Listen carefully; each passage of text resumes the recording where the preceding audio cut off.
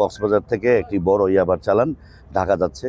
তো আমরা আমাদের কুমিল্লা জেলার যে ১৪ গ্রাম থানা সেই সীমান্তে থেকে আমরা একটি প্রাইভেট কারকে প্রথমে চ্যালেঞ্জ করি। প্রাইভেট কারটা চ্যালেঞ্জ করার পর প্রাইভেট কারটিকে আটক করার পর প্রাইভেট কার যে ৩ জন ড্রাইভার সহ ৩ জন যাত্রী ছিল, ২ জন আরোহী ছিল, মোট ৩ জন। তাদের জিজ্ঞাসাবাদ করার পর একটি কাভার্ড ভ্যান, তারা কাভার্ড ভ্যানটিকে স্কট করতেছিল। মূলত কাভার্ড ভ্যানটিতেই ইয়াবা ছিল।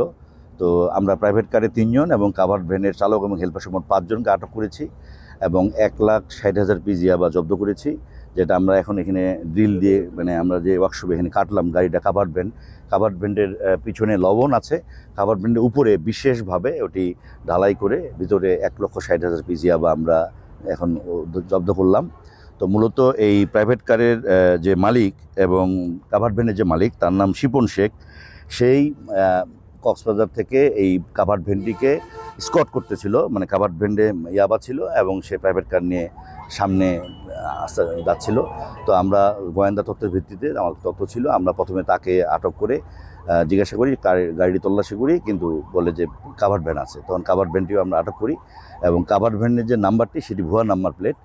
তো প্রাইভেট কারের যিনি কাভার্ড ভ্যানের যিনি মালিক শিপন শেখ, বয়স ২৫, তার বাড়ি হচ্ছে সিরাজগঞ্জ। সে কাভার্ড ভ্যান ব্যবসা করে, তার ৪টি কাভার্ড ভ্যান আছে।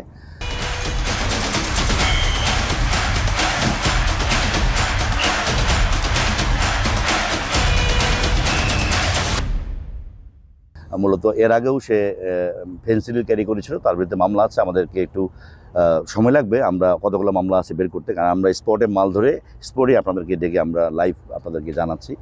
তো এখানে প্রাইভেট কারটি চালাচ্ছিল যে ড্রাইভার, তার নাম রুবেল, আর ওখানে আরেকজন যাত্রী ছিল সোহেল রানা। এই ৩ জন প্রাইভেট কারে ছিল। আর কাভার্ড ভ্যানটি যে চালাচ্ছিল, কাভার্ড ভ্যানের যে ড্রাইভার, তার নাম হচ্ছে মোজাহার শেখ। সে কাভার্ড ভ্যান চালাচ্ছিল। হেল্পার ছিল সুরজ হোসেন। এই ২ জন গাড়ি চালাচ্ছিল। তো মূলত এদের ব্যবসা এই ইয়াবাই। কক্সবাজার থেকে লবণ ক্যারি করার সময় ওরা এই ইয়াবা নিয়ে যায়। হয়তো এর আগেও গেছে, কিন্তু আমাদের এইবারে তথ্য ছিল এবং আমরা তৎপর ছিলাম। আমরা সময় মতো আমরা অভিযান এবং আমরা চেঞ্জ করে আমরা গাড়িটা আটক করে আমরা গাড়িটার উপরে রাখা বিশেষভাবে ওটা আমরা ড্রিল দিয়ে কেটে বের করি। এখন এখানে মোট ১৬টি প্যাকেট আমরা পেয়েছি। একটি প্যাকেটে ১০,০০০, মোট ১,৬০,০০০ পিস ইয়াবা।